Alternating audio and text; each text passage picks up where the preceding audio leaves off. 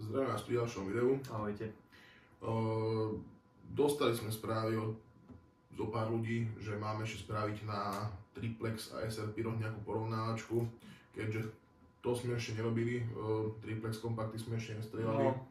Keďže u nás to nie je až tak preferované, alebo nie je to až tak dostupné tie triplexácké kompakty, tak bolo pomerne obťažné voľačo zohnať od toho Triplexu. Dá sa, ale nepredávajú až tak často, jak napríklad SR Pyro alebo napríklad Pyrokol. Takže nebolo až také ľahké, jak normálne.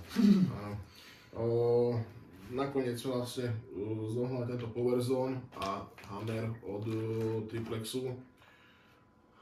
Ten Hammer je vlastne 25 mm kompakt. Takisto je Černobyl. Tak, akurát, že tento Hammer má 300 gramov. To má 250. Tak uvidíme. Čo vie ten Hammer viac? Akurát väčší problém sme mali s týmto Power Zone, lebo tuto má 168 rán a Golden Show má 150. SR Pyro nemá žiaden kompakt okolo 168 rán a bohužiaľ nič iné sme zohnať nevedeli takto narýchlo. A ďalšia vec je, že pomerne nízky ten kompakt tak, a má tu dokonca ešte aj VR. Čo sme aj čudovali, že jak sa zmestí do takéto malého kompaktu, ty kokos ešte aj šikme tie VR, no. No, VR, takže boli sme nútení vybrať vlastne to bolo, že toto bolo tomu najbližšie, ale čo som sa vlastne čudoval, že toto má gramatúru 902 gramov. A Golden Show má 975. Čiže nie je to až tak ďaleko od seba, takže je to zhruba tak v egále, alebo egále by som povedal, že tieto dva kompakty, tak oba padla na tieto dva a uvidíme, že čo z toho vyjde. Poďme to vyskúšať. No, ešte maximálne to, že keď máte nejaké nápady, že aké videá by sme mali robiť, lebo už aj my nudíme do toho, že na tieto porovnávačky. Nejakú špeciálku, čo v rámci normality samozrejme, tak môžete prípadne dať do komentárov alebo napísať nám súkromne, že čo by... Keď nájde sa nejaký dobrý nápad, tak to urobíme. Tak. Nie je problém. Ale v rámci normy. No hej, samozrejme. Takže tak. Poďme to vyskúšať a uvidíme, že čo vedia tieto kompakty zase. Poďme na to.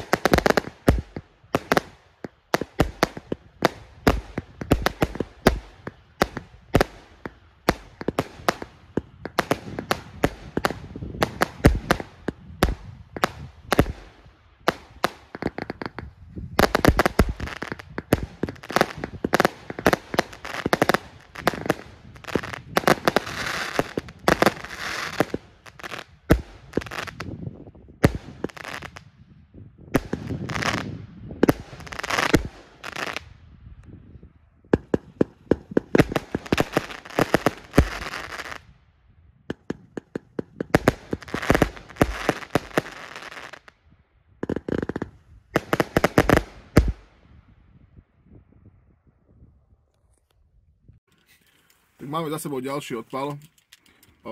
Strieľali sme triplex a SR Pyro.